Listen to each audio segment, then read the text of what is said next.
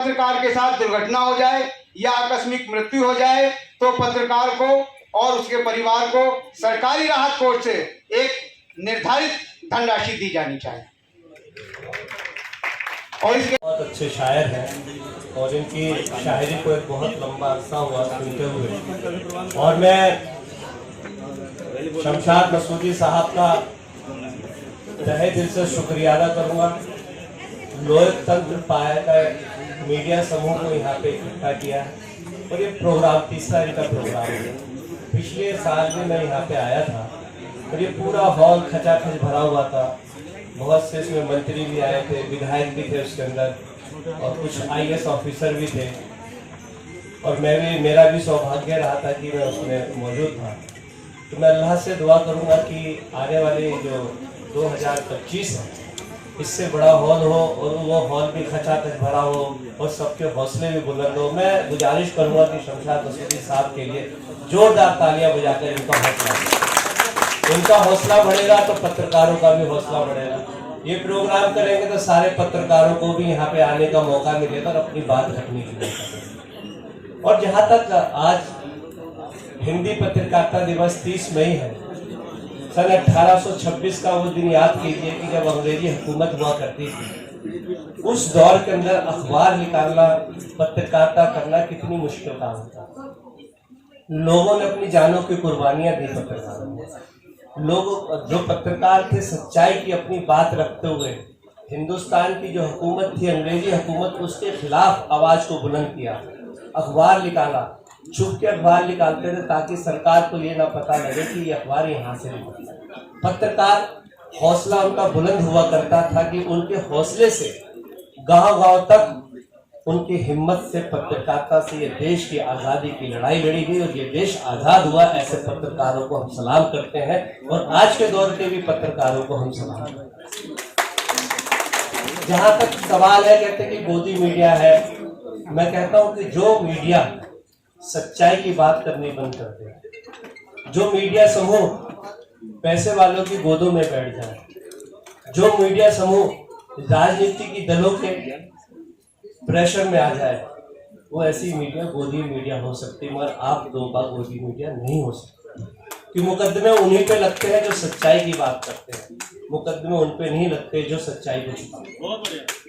तो आप सच्चाई की बात करते हैं, जो आपके आज के दौर के अंदर हम ये देखते हैं जो मेन स्ट्रीम की मीडिया है उससे तो सच्चाई की कल्पना भी नहीं कर सकते। जिस तरीके से देश के हालात हैं, हम देखते हैं कि जो सच्चाई ढूंढते हैं, जब हम ढूंढते जब हम YouTube पे जाते हैं तो YouTube पे आपके चैनल होते हैं जो गली मोहल्ले की सच्चाई को उजागर करते हैं, उसी को आज सबसे ज्यादा देखा जाता है और उसी को परखा जाता है और उसी पे यकीन करते हैं। टीवी के चैनल पर कोई भी यकीन नहीं करता। ये है आपकी पत्रकारिता। तो मैं कहूँगा कि ऐसे पत्रकारों के लिए भी हौसला अफजाई करने के लिए, ताकि इसी तरीके से सच्चाई को बोलते रहे, तो जोरदार तालियां हो जाते हैं। और रहा सवाल तालियों का, तो मैं ये सोचता हूँ तालियां वहां बजती हैं जहाँ मनोरंजन होता है, तालियां वहां कभी नहीं बजती जहां गंभीरता की बात है। जब गंभीरता की बात होने लगती है कि लोगों को समझ में ही नहीं आता, इतनी सोच के अंदर डूब जाते हैं कि उनको सोच के अलावा गंभीरता के अंदर तालियां बजाने का मौका ही नहीं मिलता। जहां तालियां ना बजे समझो कि वो सभा हमेशा कामयाब होती है। जहां तालियां बजने लगे तो वाहवाही की झूठी वाहवाही और बातों को, अपनी बातों को इस तरीके से रखना कि तालियां बजे लोगों को गुमराह करने वाली बात होती है। मेरा तो ये मानना है कि जिस सभा के अंदर नेता बोले और सब लोग गंभीर हो जाए और सच्चाई की बात होने लगे, गरीबों की बात होने लगी, दुख दर्द की बात होने लगी, जब आपस के दिल में दिल मिलने लगते वहाँ तालियों की गुंजाइश नहीं मिलती, वहाँ दिलों में से बदलती है। तो मेरी ये गुजारिश है इस तरीके से ये प्रोग्राम होते रहे जैसे कि आपने डिमांड रखी है। इसमें महिलाओं को तो सबको फ्री सीट मिलती है, चाहे वो पत्रकार हो या ना हो, उनको तो सबको मिल रही है। नहीं, ये तो मैं मजाक की बात कर रहा हूँ। मौजूद पत्रकारों के हक हैं, वो हक मिलने चाहिए। ये बहुत दुर्भाग्य की बात है कि जो पत्रकार है वो आप क्या लेते हैं, समाज उनको क्या देता है। जैसे कि कहा कि भी चाय पीने के लिए कोई भी पत्रकार अपनी मोटरसाइकिल से, कार से जाता है, पैदल जाता है, अपना कम से कम 200 या 300 रुपये खर्च करता है। 5 रुपये की, 10 रुपये की चाय के लिए वो उम्मीद नहीं रखता। जो अपनी जेब से खर्च करता है वो चाय के लिए क्या जा रहा है, वो जाता है सिर्फ जहाँ समाज का दुख दर्द होता है। वो जाता है इसलिए कि जहाँ पे समाज की समस्या है नेता नहीं सुन रहे हैं। वो जाता है जहाँ पे अन्याय हो रहा है, उस न्याय की बात न्याय को खोजने के लिए जाता है। जहाँ पे पत्रकार न्याय को खोजने के लिए जाने लगे, गरीबों की बातों की हक की बात करने लगे, और जो अन्याय जहाँ पे हो रहा है वो निर्भीकता के साथ में बिना किसी दबाव के उन बातों को उठाने लगे, वो सच्चे पत्रकार होते हैं। ऐसे पत्रकारों को मैं सलाम करता हूँ और अल्लाह से, ईश्वर से भी प्रार्थना करता हूँ, दुआ करता हूँ कि ऐसे लोगों को हौसला दे। जान तो एक बार जानी है, क्यों ना कौम की खिदमत के लिए चल जाए। बहुत खुश कानून बनाया जाए, ये सबसे पहला। क्योंकि सब लोग फिर जा रहे हैं तो इसलिए मैं जरूरी समझता हूँ कि ये बात मैं अपनी पहले कह दूं। दूसरा है, सभी यूट्यूबर्स और वेबसाइट पत्रकारों के लिए गाइडलाइन बने और इन्हें मान्यता प्राप्त पत्रकार दर्जा दर्ज किया जाए। जहां जो जिले में है वो सूचना अधिकारी की तरह दर्ज हो। और बाकी ये जो सिलसिला चल रहा है कि यूट्यूबर्स को कहीं कहीं देखा होगा आपने कि फर्जी पत्रकार के नाम से संबोधित किया जा रहा है, और कहीं वाराणसी जैसी जगह में और उसमें जो है उनके खिलाफ केस भी दर्ज हुए। तो उनके लिए उन्हें मान्य पत्रकार दर्ज किया जाए। तीसरा है, सभी पत्रकारों को मेडिकल यानी स्वास्थ्य सुविधाएं मिलें। सभी राज्यों में पेंशन व्यवस्था समान रूप से लागू हो। मैं आपको बता दूं, कई राज्यों में पेंशन मिल रही है पत्रकारों को, कई में नहीं मिल रही है। हरियाणा सरकार दे रही है और बहुत सारी सरकार दे रही है, लेकिन समान रूप से सब राज्यों में इसको समान रूप से लागू किया जाए और पत्रकार भी इसके लिए काम करें, और इंशाल्लाह हम भी उनके साथ खड़े हुए मिलेंगे। चौथे नंबर पर, सभी पत्रकारों को अपने क्षेत्रों में सरकारी बसों में निःशुल्क यात्रा मिलनी चाहिए। साथ ही रेलवे ने जो पत्रकारों की यात्रा में दी जाने वाली 50% छूट समाप्त की है, उसको बहाल किया जाए। दूर दराज तक पत्रकार जाते थे।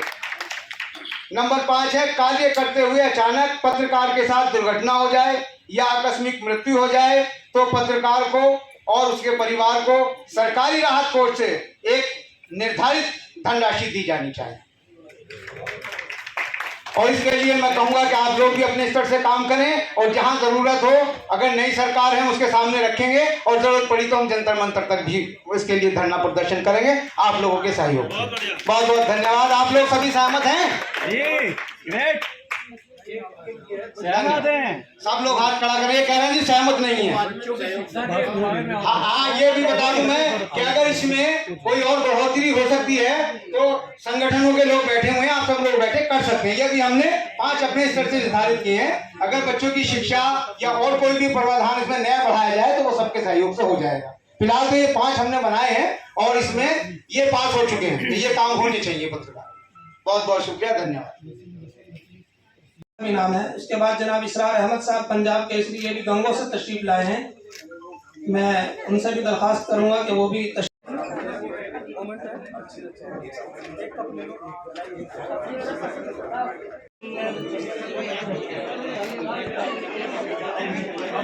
एक मिनट। बीसी पत्रकार ये मखसूस लोग जो 20 पत्रकार इन्होंने छाटे हैं शमशाद भाई साहब ने, जिन्होंने अपने अपने फील्ड में कुछ ना कुछ काम किया है, उनमें एक रागिब राना। अच्छा लो,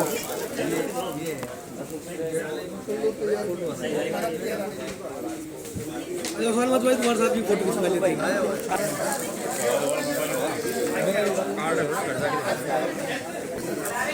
साहब आ जाओ।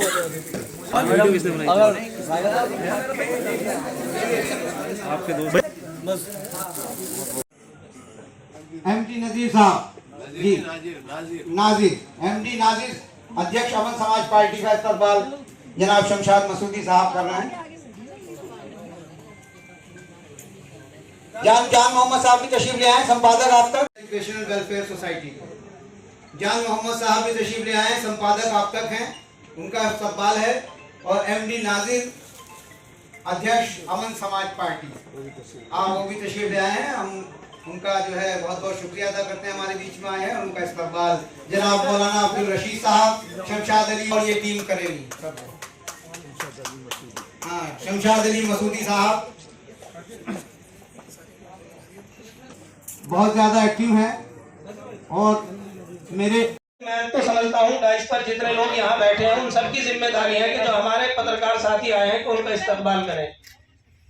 पत्रकारों के लिए तो बजा लो अकेली। बार बार ये बता दो 20 पत्रकार जा रहे हैं सम्मानित किया रहे हैं। ये मखसूस लोग जो 20